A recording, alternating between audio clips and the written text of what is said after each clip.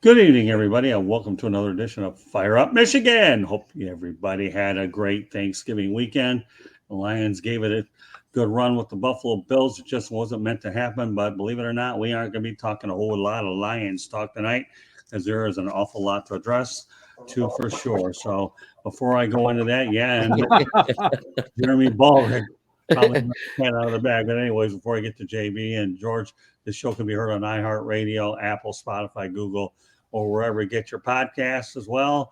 And if you're actually in front of your computer and you are subscribed, you are good because then you are seeing this via the South Florida Tribune YouTube channel. If you haven't already, please subscribe to our channel. You can do so by going to youtube.com, hit South Florida Tribune, and then hit the subscribe button.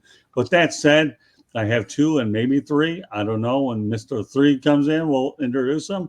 In the meantime, we'll go with what we got. Smoking Jeremy B. Welcome back to the big show. Glad to be here. Always happy to talk sports with you guys. Well, we're always happy to have you. And George Eichhorn, what can I say? How many of these have we done? Don't test my math skills. I can't count that. We go way back. We go back. Good to be back again on this wonderful show on Monday night. Yeah, no, I enjoy doing this, and we'll probably be adding more and more guests as we continue to go forward. So let's take care of the business at hand. By now, everybody knows what the recap is. Michigan 45, Ohio State 23. Let me go over some basic numbers here. Jim Harbaugh started 0-5 in the series. Guess what? It's 2-0. Leave Jimbo alone. A couple of years ago, he may have been on the outs, but all of a sudden, he's definitely far from being on the outs. The last time Michigan won in Columbus was on November 18th in 2000. So I'm going to give you some interesting tidbits here about this thing. Ryanday was a starting quarterback at the University of New Hampshire under offensive coordinator Chip Kelly. Interesting, huh? Wow. Yeah, we're using that age card. Okay, but it gets even better than that. Jim Harbaugh was playing for the San Diego Chargers. My goodness. Okay. So for all those Ohio State coach people that want to knock Harbaugh, yes, folks, he had a pretty good NFL career, which a lot of people are doing. And here's another thing. cjstroud had not been born yet, October 3rd, 2001. So there you go. Now Michigan scores 21 unanswered points.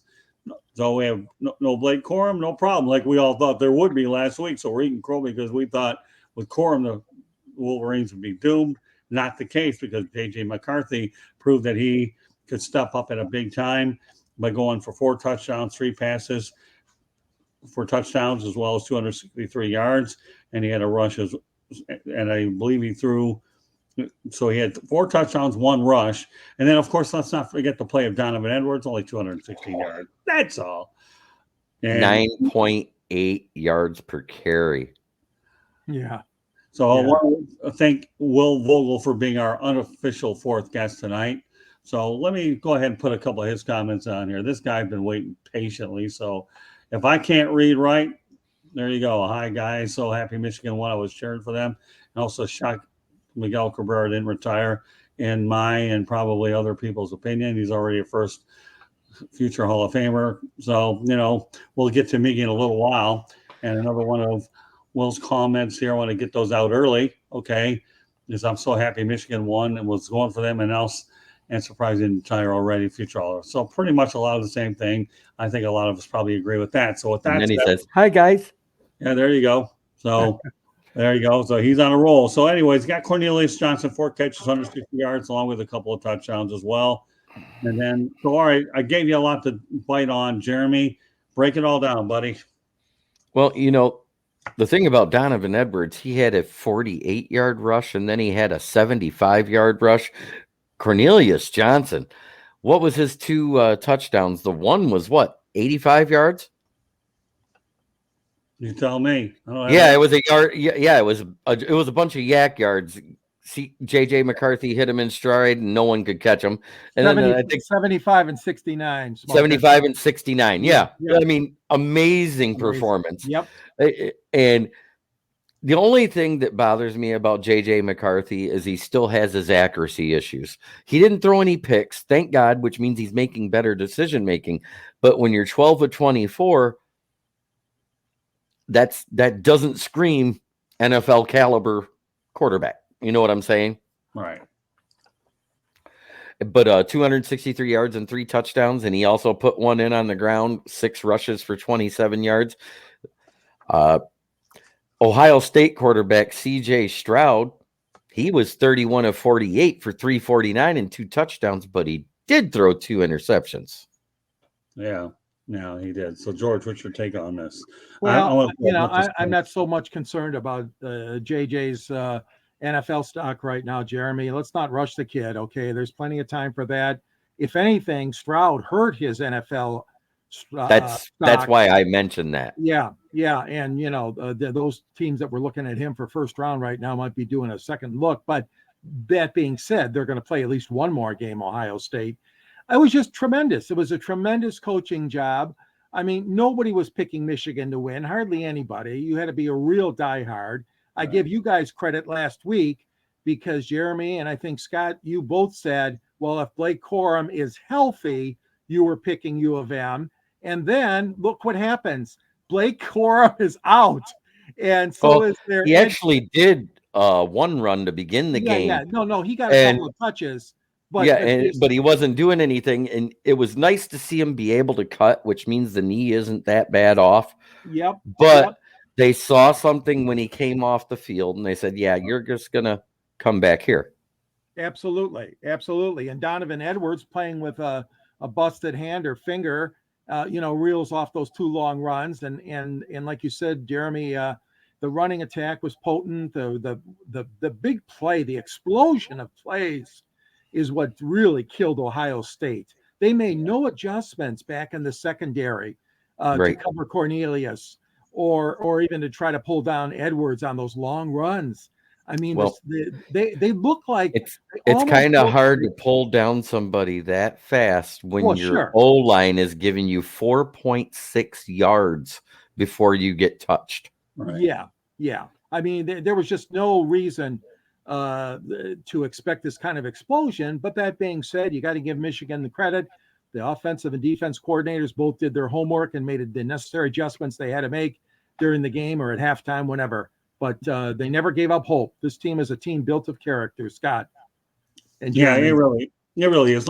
Another interesting sidelight. Michigan went by 22 points, and their last win occurred 22 years ago. So you want to talk about 22-22. My goodness. I mean, that to me is unbelievable. So let's break down a couple of stats here. And a lot of these stats are provided by the Michigan Wolverines communications department. And so that way everybody knows that we certainly get what we can get out of it. So with that said, okay, Michigan has achieved its first 12-0 season under head coach Jim Harbaugh, marks the 4th season in program history with at least 12 wins, 1905, 1997, 2021. 13 single season wins would be a program record, okay? The program's 24 wins over the last 2 seasons are a program best in a 2-year span. You talk about a guy who was on the outs and yet, believe it or not, a year ago, he was actually a situation where he was contemplating the Vikings job, but that didn't work out and he had to turn things around, and look what's happened now. So let's go over a couple of other interesting things here. U of M's 14-game conference win streak is the program's longest since a 16-game conference win streak, spanning from 96 to 98. Now we're going before the century here. Okay, Michigan speaking the program's first back-to-back Big Ten title since 2003 and 4. And now, here's another kicker. U of M played spoiler to the Buckeyes last week. Would won every game this year by double digits. Okay, I repeat, double digits. U of M also ended Ohio State's 29-game Big Ten home winning streak, which dated back to the 2015 season. I'll go on a little bit more because some of these numbers are pretty impressive.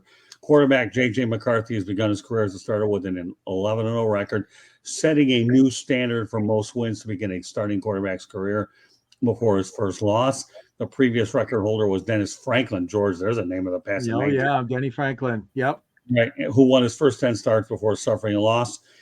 And against the Buckeyes, McCarthy became the first Wolverine to ever throw 3 touchdowns of 45-plus in the same game in the history of the rivalry. Okay, getting back to what you guys are saying, running back Donovan Edwards is 75 and 85 yards. Came the first play in program history with 2 touchdown runs of 70-plus yards in the same game. And wide receiver Cornelius Johnson, 69 yards. And then 75. He became the first player in program history with 2 touchdown receptions of 65 yards plus in the same game. Folks, if you think I'm talking too fast, let me give you some good advice. Listen to the broadcast again and then take notes. It don't matter. There's a lot here, okay? Here's another interesting factoid about this defense. Do you realize this season, other than the 14 points given up to Illinois in the second half, they have not given up a touchdown to another team in the second half. In the second half, they have given up a total of 26 points in the second half this season in 11 games. Amazing. Unbelievable. Well, here's a few more things I'm going to throw. Oh, my gosh. Ready? Yeah. More. Yes, go ahead. Michigan's 5 touchdowns of 45 plus yards were the most any team has scored against an AP top 5 ranked team in a single game since the 2005 season. And if that isn't good enough, all that led to 45 points for the Wolverines. It's U of M's highest total in the history of the rivalry, and its most points in enemy territory since scoring 58 points in 1946. It marked the first time in the history of the rivalry that Michigan scored 40-plus points in consecutive games, and the team's largest margin of victory in the rivalry since 1976 is 22-0 shutout. One other thing I'm going to throw out there, well, a couple more, and then I'll get a little bit defer back to you guys. U of M is scoring 39.8 points per game and allowing 12.7 points against on average. Michigan is one of 2 teams ranked in the top 10 in both scoring and offense was 7th, and scoring defense 3rd, along with Alabama tied for 5th on offense and tied for 10th on defense. And, of course, one other thing, and then we'll go ahead and defer to you guys. There's a lot, so I'm going to go through each of them, but I'll let you comment as we go along. Michigan leads the country in scoring differential, 27.2. Georgia's 26.4. And Ohio State, 25.3. They're the only teams in the country with average scoring margins of plus 25 points per game. U of M plus 326 and Georgia plus 323 are the only teams to have outscored opponents by 305 points cumulatively this year. So with that said, I'll go over more stuff. George, you're nodding your head. Go, give me your thoughts about the latest. Well, you're one for the history books there. I'll tell you, Scott, those are some unbelievable stats. Okay, this is like a generation ago when they beat Ohio State. You said back in the year 2000, I believe, right, at Columbus. I mean, and the stuff you're just rattling off is amazing. Yeah. The thing that really strikes me is the fact that, like you said, U of M has got a very high-ranked offense and a high-ranked defense. And you know what's incredible to me is the fact that, yeah, it all started with that crazy summer, like you said, guys. You know, him going to Minnesota and flirting with the Vikings job and all that crap. And then we had that tunnel incident. Well, before that, of course, we had all the criticism. You're playing a cupcake schedule, all the softies.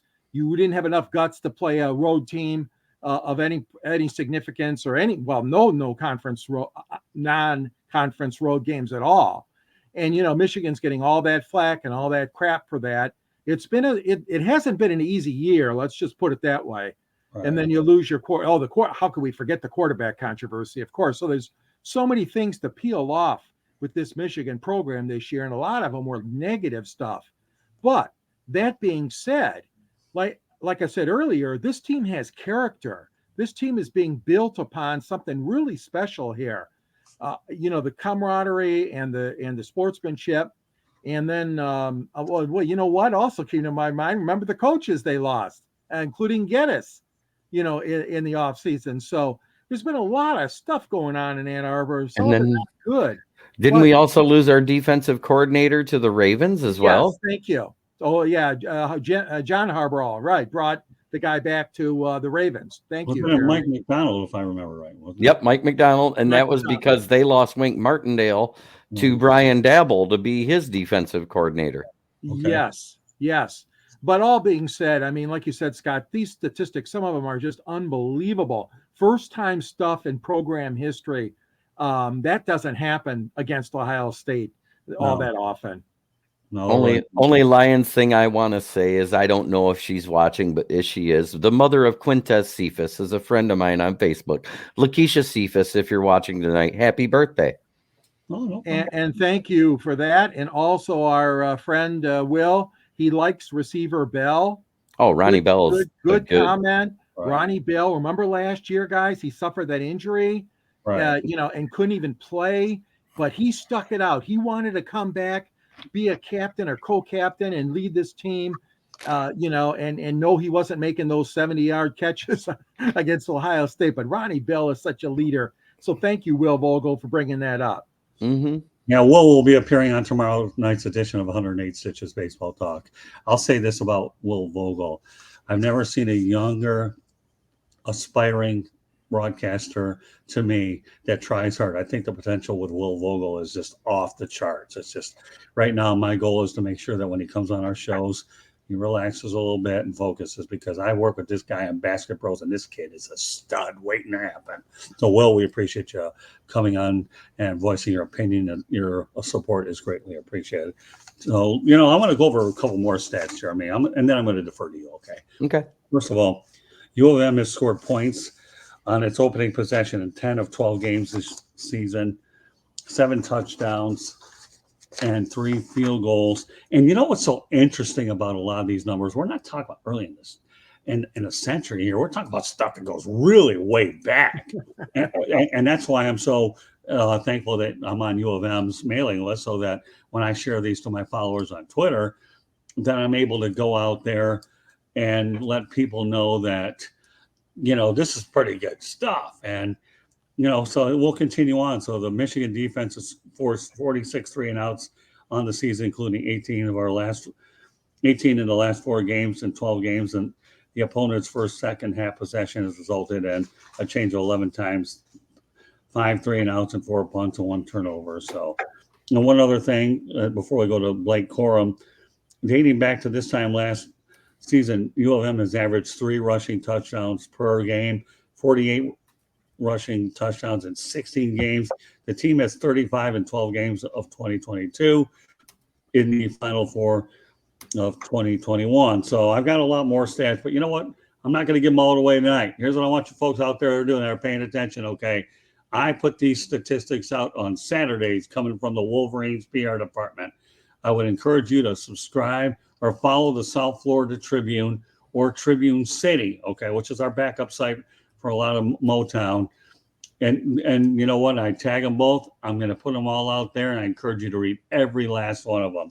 There were just so many good things that I felt we had to incorporate in this broadcast because of the magnitude of the accomplishment that they've gone out there and beaten Ohio State not once but 2 times in a row. And none of us, including a lot of national media, I'll say Paul Feinbaum, Heather Dinich of ESPN, for whom I both respect greatly, admitted, you know what, we're impressed now. We're not knocking Harbaugh. And Stephen A. Smith, when he talked about his brother John looking a little nervous, body language sometimes in life tells you everything.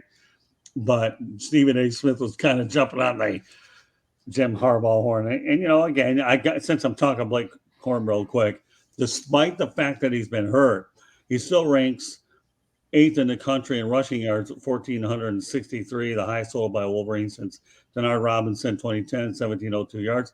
And by the way, for whatever it's worth, Denard Robinson graduated from nearby Deerfield Beach High School. And I had an opportunity to write a story on Denard Robinson when he was actually playing for the Jacksonville Jaguars, and he came down to Miami. I saw Brandon Powell. So there's a lot of good guys that come out of here. And Corum is 3rd in the nation in total touchdowns in 19. I'm not going to go over any more stats. I feel that that's plenty because I know we have a lot of stuff I want to talk about the Tigers. So, Jeremy, with that said, I said a mouthful. Then again, everybody that knows me I do anyways. But go ahead. What's your interpretation of the numbers I threw your way, Smoking? They're astounding. I mean, What else can you say? I mean, the things that they did in this game is amazing.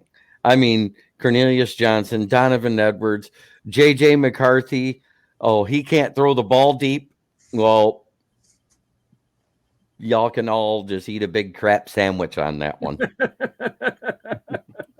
You're right, Smoking John Herbie. Yeah, I'm glad the way you've kind of cleaned things up a little, Smoking. I can imagine what you would have said 2 weeks ago if we weren't doing our best on the I network. wish I could use the name, my favorite name for the Ohio I'm sure State you could. Buckeyes. But you're doing your best here, JB. Okay, to Because adhere to what I call. I'm being nice. Yeah, no, I try being an old school guy like George to adhere to as many FCC regulations as I can to keep it family and clean.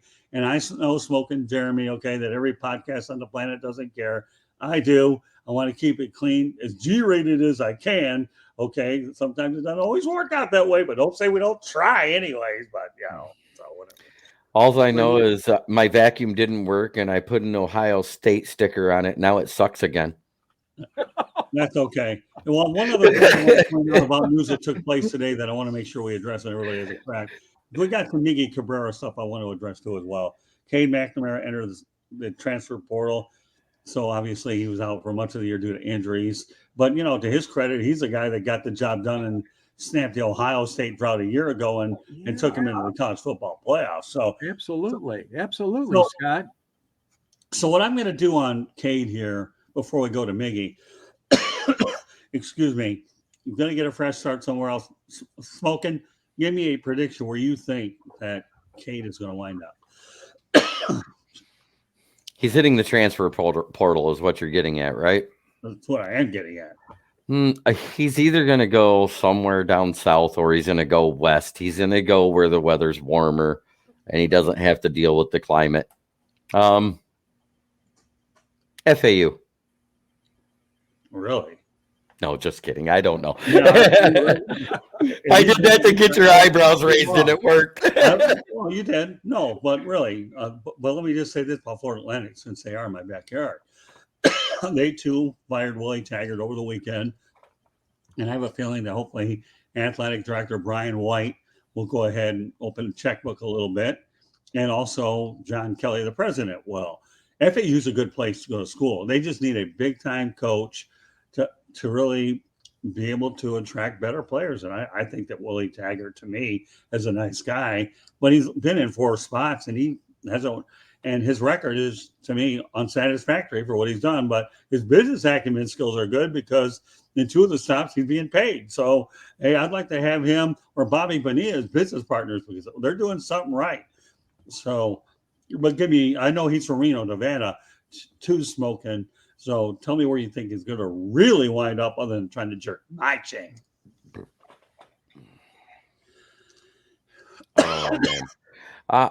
I'm so happy for all of us Wolverine fans and for Jim Harbaugh and the Wolverines.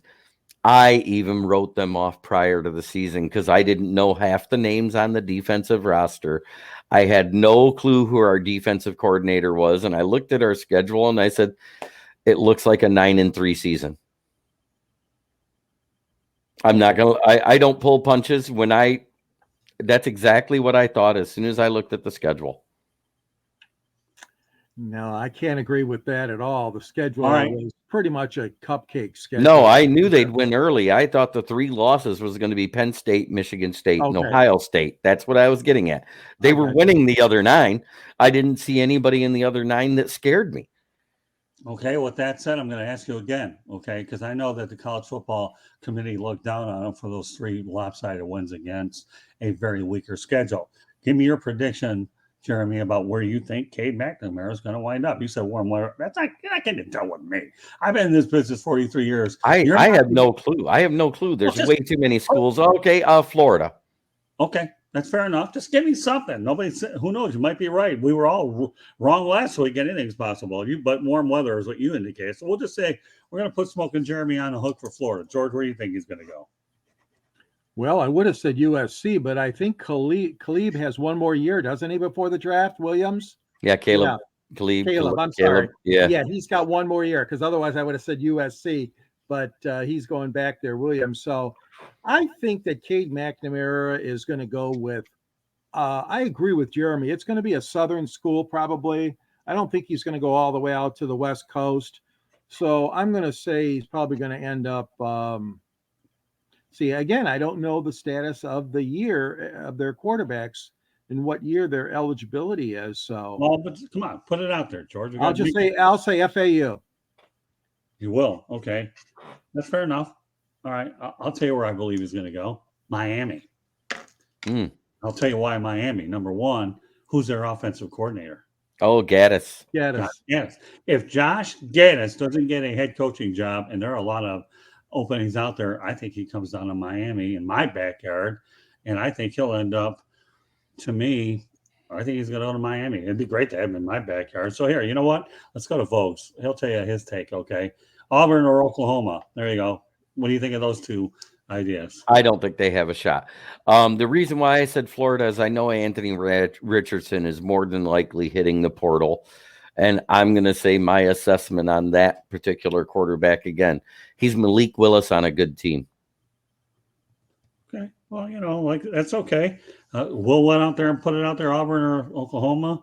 Auburn obviously now has a new coach. Anything's possible. You never know what's going to happen there. I always say any team that gets a new coach is fair game. I tell you right now, Mario Cristobal, when I was at his press conference on Saturday night when we lost to Pittsburgh, said everything's in play, the transfer portal. I give Mario Cristobal a mulligan for the year he had. He inherited Florida has embraced the NIL, right? Yeah, I believe. I don't know, but Miami's is. I haven't followed that. I believe they have, but I'm not sure. I think they have too. That's not a bad guess. That's not a bad observation, Scott. What the Geddes, the combination, and if he's still, like you said, going to be coaching, them next year, the coordinator position in Miami. Yeah, that would be pretty good to make a play for Cade McNamara. Well, I mean, think about it for a second, okay? Think about it. Number one, okay, you had a good run with an offensive coordinator that you were with in Ann Arbor. Why would you not want to reunite with the guy? Yeah. I would think. I mean, that's just me. I mean, but the way I look at it, to me, no, again, barring, when I talked to Josh Gaddis during our pregame in August, this guy's going to be a head coach someplace. There'll be so many good openings. I hope for Josh's sake, though, that he does not go out there and take a job, where he's in a position to fail. That's the only thing I don't want to see him do. But Josh Gaddis is a head coach waiting to happen. The question is when and where. So, but again, we'll talk about the theme here, Jeremy, for whatever it's worth. You said Florida, warm weather, so you're consistent there. He's from Reno. You never know if he can wind up with a West Coast school. We don't know. And that's the reason why I said West. He could end up going west and taking over because the guy at Nevada is absolutely dog crap right now. Right. And, since Carson Strong, wasn't it Carson Strong that was in Nevada, right? Right. I believe so. Yeah. I mean, you could have California, Stanford out in the Pac-12. I mean, I'm just throwing those. I mean, listen, we won't get too far off the beaten path here. You say Florida, that's possible under Billy Napier. FAU, the only way he even gets there, okay, is if he has a high-profile coach, okay, and then who will bring him in. Now, I will say this about Florida Atlantic to their benefit. They brought in a guy by the name of N'Kosi Perry who played for Miami a couple of years ago and actually threw a couple touchdown passes in a 77-0 rout over Savannah State. I was actually at that game.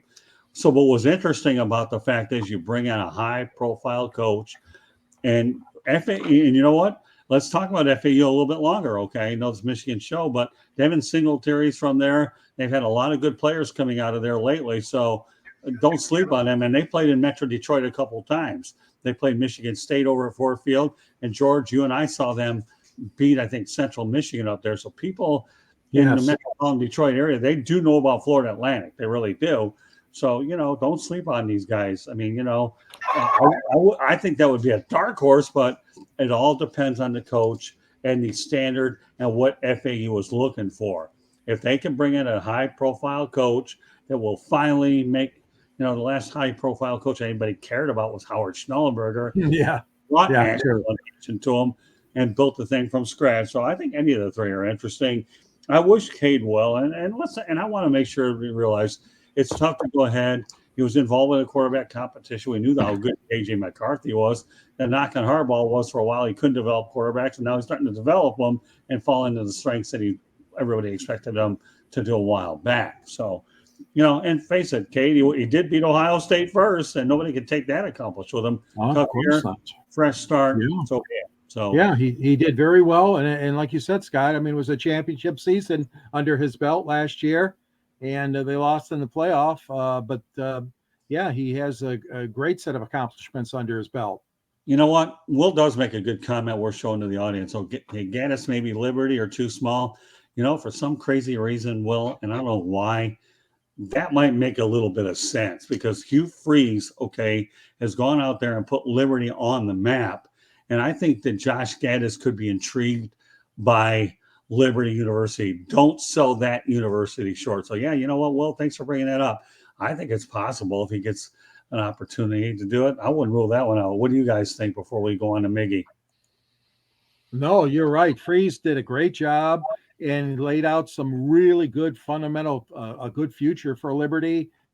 And that wouldn't be a bad move at all. And I really think that that is a school on the rise. It's a small school, but oh boy, they're having they have great success the last year or two under Coach Freeze. Yeah. All right, well, you know what, Jeremy, you had a nickname for the Buckeyes. Asking me, I'll let you go ahead and mention it before we go ahead and move on. Yeah, why not? Who cares? One time. Well, it has to be clean. It's semi-clean, right? It's the Ohio State Buckeyes. All right, good enough. That's all you need to do. You said it. That's it. Okay. Yep, that's it. It's done. All right, it's clean enough. I mean, right now, over the last weekend, you know what? They didn't look very good. Michigan. You talk about coaches who may be in hot water. Oh, you don't lose back to Michigan without getting your share of criticism. Trust me. Yeah, you want to know any? Yeah, John Cooper and Earl Bruce found that out the hard way. Didn't they though? Yeah. All right. So let's transition over to Miguel Cabrera. 39 years old, retiring end of the year. Give you the numbers: 12-time All-Star, scheduled to earn $32 million in 2023. Final season, 8-year, $248 million contract. 33rd member of the 3,000 hit club, and he did it against Colorado. George, I know you were hoping to go see him do it. Didn't quite work out, but talk about the numbers going into entering the final season. MLB's active leader in hits, 3,088, batting average 308, home runs 507, RBIs 1847. You know what, JB? Go ahead. What do you think? Cabrera? Yeah. Well, if he's not retiring, I have a feeling he's going to stay right here and be our DH. I don't see him being out as a positional player anymore. He doesn't have the lateral movement to be able to play either corner. I mean, he hasn't played the hot corner in a minute. And he's been playing decent, but not great at first base either. And Candy Ebling comes in and says, Cade McNamara to Notre Dame. Oh, George would love that, wouldn't you, George? Yeah. I should have thought of that, Candy. Yeah, Candy, leave it to Candy Ebling. She's a jack of all trades, photographer. She's a controller with the website, and of course, now she's becoming a dynamite broadcaster. Good job, Candy. That's one that really kind of got past us. So she said that he committed to them before going to Michigan. She's making us all look stupid now, but that's okay. I'd rather look stupid and have it out there than omit it altogether. If they had a coach that knew what he was doing, he might go there. Yeah, and by the way, Candy Ebling, just so we can promote it in advance, will be on this Wednesday's edition of the Sports Exchange. So, and she does good work on 3 Chicks in a Pod, Chicks and Salsa, and everything else connected with Sideline Sports. Yeah. All right, Candy, good. Appreciate you chiming in there. All right, back to Mickey, George. Let's face it, guys. That's a bad contract for the Tigers. They can't gracefully not bring him back or buy him out. That would look very bad. No, they have to beg him to retire. Yeah, and that's not going to happen. Please, Miggy's not going to walk. We'll give you $10 million. Just walk away. There, well, he wants all his money. I know. He's got a tough situation. He's got that mistress, the lady that he's got to pay her, and he's got to obviously support those children, and also his own family. He's got a lot of bills to pay. I just hope that they surround him with enough talent that you're not going to see Miggy play day in and day out. It's going to be like AJ Hinch did this year. Remember in the later part of this year where he had him riding the pines almost every other day, sometimes 2 games in a row. But I think you're going to see the same thing next year. So I don't know what kind of production they're going to expect out of him, being that he's not going to be full-time DH and being the fact that he is this old. I mean, it's a tough situation. I do wish that he would have gone out the same time as Pujols in the 2022 season. But like we said, that wasn't going to happen. He's not going to walk away from that kind of coin. I wouldn't either. I wouldn't walk away from $26 million. They gave it to him. Million, isn't it? They gave it to him. He deserves it, right? Wasn't it like 26 or 22?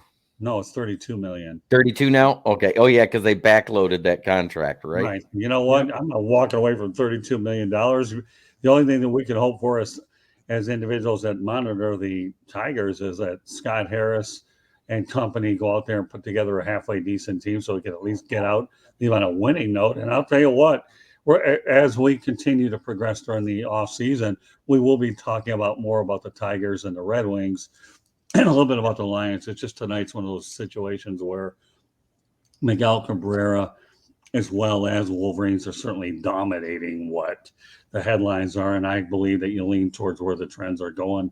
And that was the whole mindset behind what we're doing tonight. But yeah, you know what? Let's face reality. It would have been good to see him go out with Albert Pujols. Yeah. But, here, let's just look at some of the milestones that are out there for him to be had. He could get to 3,100 hits, which is 12 away. So that's doable if you want to start rounding up numbers. RBIs, 1847. Is it possible to hit 1,900? If he plays a fair amount of games, he's healthy, that's doable. I don't know how many home runs you're going to get out of him at this particular point. Batting average, I just hope it stays above 300. But I think the one thing about Cabrera, as well as a lot of the older guys that are out there playing, is you got to be careful that you don't backload that contract that puts you in a bind. You really do.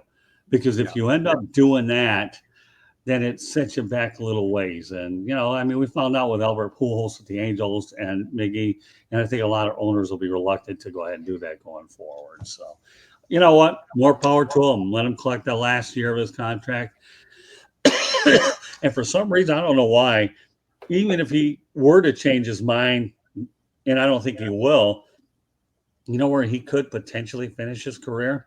I would say the Miami Marlins, although Daniel Alvarez told me he didn't think it would ever happen, that the Marlins wouldn't do it. But you know what? You never know. If you're looking to sell tickets on the back end, I've seen crazier things happen. But no, I think he retires as a Tiger, knowing that his physical skills are declining and his body's taking a beating. And he's given everything that he had to the game. He's won Triple Crown, been to the All-Star game, 12-time All-Star for that matter. Won a World Series, been to a couple of other World Series, only to come up on the short end. So, and I think when you go out there and see Miguel Cabrera, his number will be retired with the rest of the Tiger legends out in the outfield for sure. I don't know about a statue for him, but definitely a retired number. I don't know if he won a World Series. If we won a World Series in his career here, yeah, he would have one of those statues out there. Right, but the World Series came with the Florida Marlins. Yeah, you got to remember too, guys, that they don't even have a statue for Sparky Anderson. They don't have one for Alan Trammell nor Lou Whitaker. Or Jack. I don't know, or Morris. And yeah, so I don't know if they're going to even continue that because. Didn't they unveil one for Lou? No statue. All right. That's a shame. You guys can answer Will's question. All right, Jeremy, take a crack at it first. Do you think Miggy's come back as a coach or something else? I think he would come back as a phenomenal hitting coach. He helped Nick Castellanos become a power hitter. He helped JD Martinez with his swing. I think he would be a great person to bring back as a hitting coach. Okay. No, great question. Well, George, give me your thought about it. I don't think so. I think he's played in the game long enough. He wants to get away from it for a little bit. If he does go into coaching, I don't believe it's going to be immediately. He would take a couple of years off. I'm not disputing what Jeremy said. Obviously, Detroit would be a good fit. But, no, I'm not saying here. I mean anywhere. He'd be a great hitting coach. Oh, I'm sorry. I didn't mean to put words in your mouth, Jeremy. If I did, I'm spitting them right back out. No, I don't see it as a Tiger coach, but you're right. He could be somewhere else. Miami. Right. Yes. Well, yeah, Miami. I think actually he takes the Victor Martinez route. Does take 2 or 3 years off to kind of get himself charged up a little bit, relax, enjoy the game, and see what opportunities are there. Try to get a hand on his personal life. But I could see, I mean, we all know Victor Martinez and Kenny Rogers are guys that when their careers are over, they stay out of the limelight. I believe Kenny Rogers, I don't know for certain, but he's living in Plant City, Florida right now, just doing his own thing. And we know Victor Martinez, I think, bought some land out in the Orlando area, and he's retiring, enjoying his time. So, once again, Will, another great question. Do I think Miggy will come back as a coach or something with the Tigers? Maybe down the road, but what I could see him do is possibly going to Lakeland every year and being a spring training instructor, like a lot of the Tigers are known for bringing in a lot of their past players back to give them about a month or two, and they'll feel whether he likes it or not. So I wouldn't rule that out. And let's face it, if indeed he lives in the Florida area, everything's a drive up the Florida Turnpike to get where you want to go inside of 2 or 3 hours. If that ain't good enough, if you're brave enough to drive on I-4, you do that, and I-75 or wherever roads lead to Lakeland. So, so here we have it. Tonight's broadcast is titled The Unbeaten Showdown. We obviously know that Michigan and Ohio State played, and Michigan Wolverines got rid of the Rodney Dangerfield effect. If they didn't get any respect, they're going to get it now. Every college football expert that thought that they were experts, the Wolverines and Harbaugh got the last laugh. And now you obviously feel that now here's the thing. Blakecorum couldn't go on Saturday, but the Big Ten title game, I believe, is at 8:00 on Saturday night. Yes. I don't know where he's going to stand then, but at least you got a lot of information that, let's face the reality, Donovan Edwards, you saw a lot more Wolverine playmakers on Saturday than we really saw going out there. But Donovan Edwards, Cornelius Johnson, and obviously J.J. McCarthy had what I consider a very signature performance is what he did. And he plays Purdue. The only thing I'll say to the Wolverines, don't take Purdue lightly. I've seen crazier things happen. I think they played Iowa last year, right? Everybody wasn't sure whether that was a game. They beat Iowa. Never took place. So yeah, they got a 6-year quarterback at Purdue. Unfortunately, his brother died suddenly, so he's taken a quick leave of absence from the Boilermakers right now. But Aiden O'Connell, I agree, Scott. I mean, he's had a good year. They've had good years out of their running game, and of course, Michigan won't take Purdue lightly, but you always worry about that come down after the important game that you did perform, obviously, last Saturday where you wiped out the Buckeyes. And so Michigan better be ready, because even though Purdue was never expected to get this Big Ten title appearance, and they're going to, by the way, guys, they're going to have a lot of fans there, because at Indianapolis is the site of the game on Saturday. Right. No, that's true. So the Purdue fans are going to go in buses and carloads, I'm sure, to attend that game at Indy. But there'll be a lot of Michigan fans as well. But, I really think that Michigan's going to be, and they are heavy favorites. They really shouldn't have a problem, but they just got to keep their heads straight and not look forward to the NCAA pairings. Yeah, I'm not even asking guys to make a prediction on this one. I was more interested in Ohio State. But you know what I'm going to ask you guys to do, though? I'm going to ask Jeremy first. What are your thoughts about the Wisconsin Badgers hiring Luke Fickell? I think it's a great move for them. It's going to make them relevant. It's going to improve the recruiting class 100%, because Luke Fickell, he's been doing a great job wherever he's been. Right. And, he had a bad year.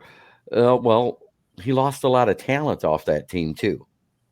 You have to look at what went to the NFL off of that team. Right. It was going to be a bad year. I mean, but at the same time, coaching makes up for talent loss. Right. We saw a lot of NFL talent come off that Michigan defense this year, and yet they still performed above and beyond all expectations that almost every fan had. Almost everybody I talked to thought we were losing those big 3 games. So let me ask, here's the thing, okay? I read up on this.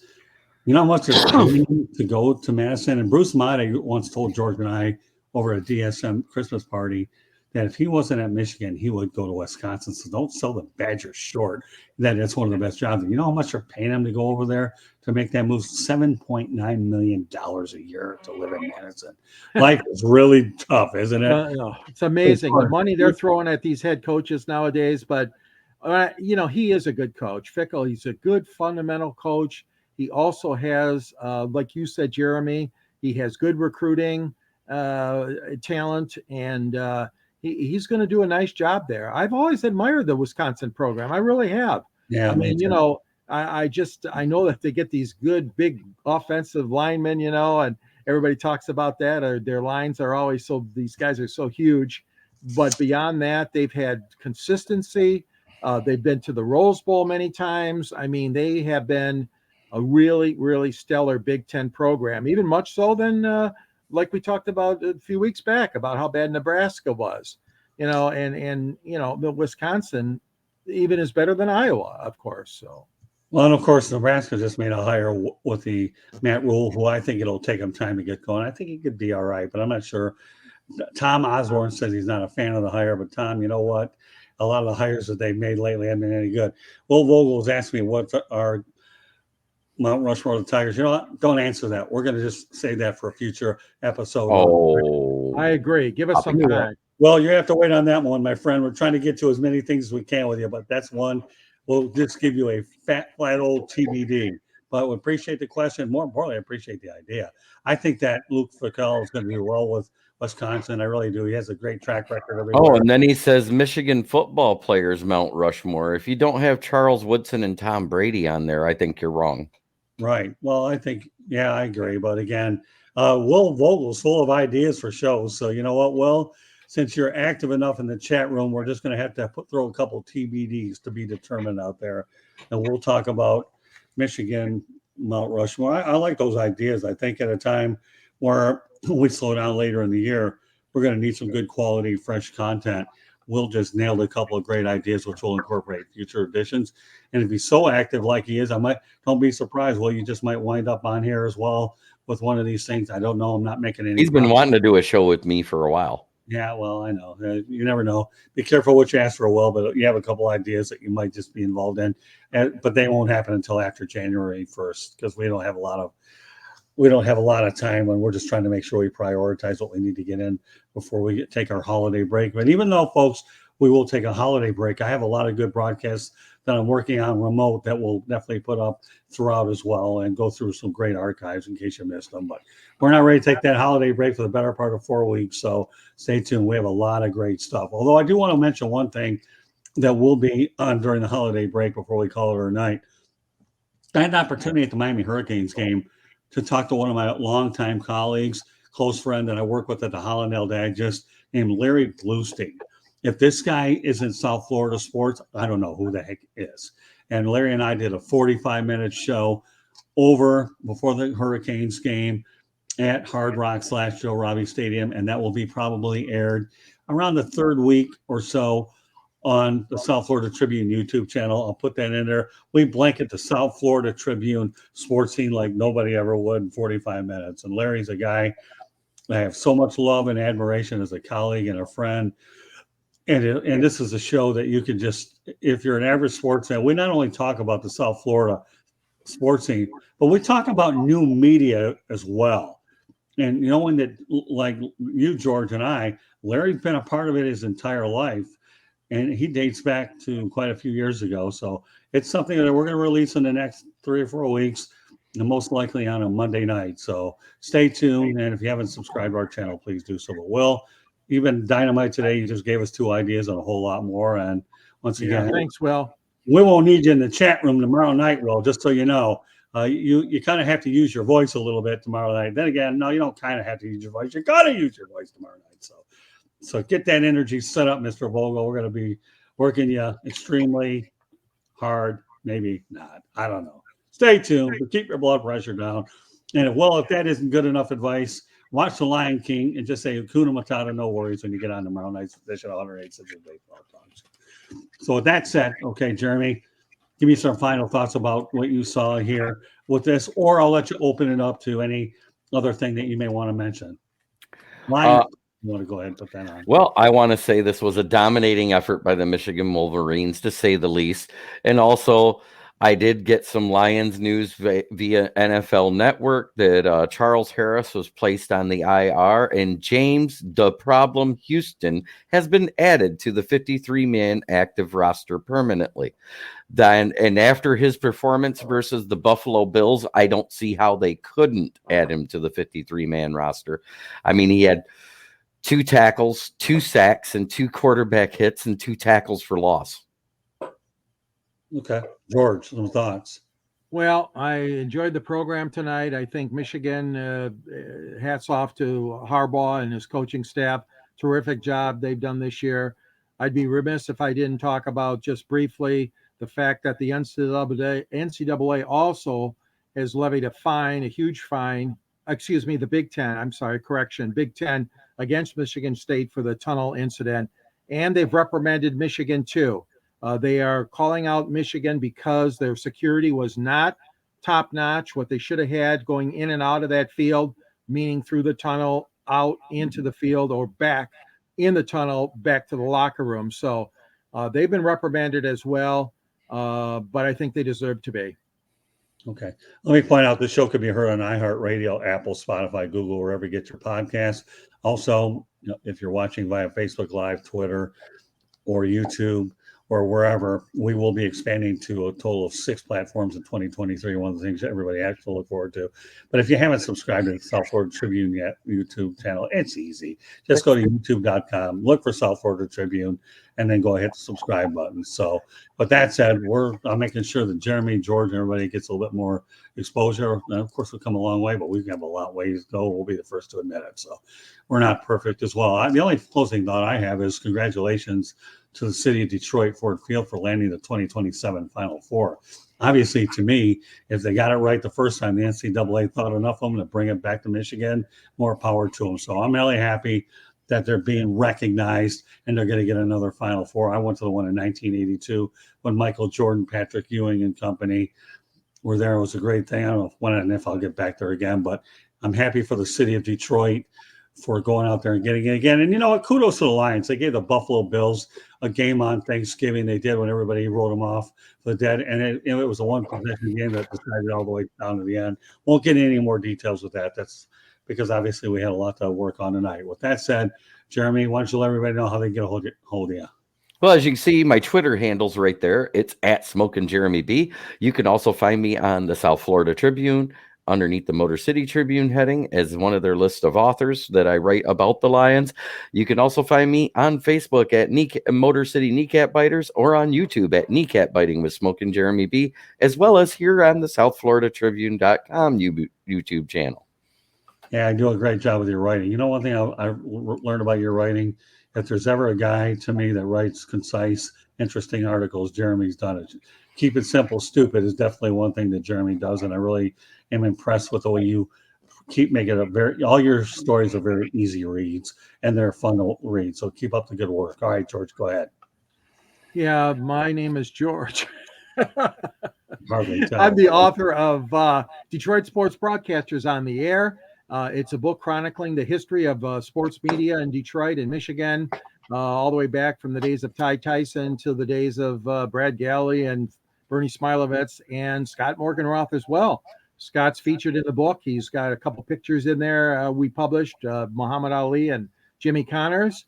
The book is $19.99. You can get it on Amazon, or there's a link on the South Florida Tribune website. So it's a great Christmas gift. You can reach me at SNG Sports 99 on Twitter. You can reach me on LinkedIn, George Eichhorn, or gichorn@yahoo.com. And I'm proud to be part of this show every Monday night and filling in when Scott needs some other guests on other programs as well.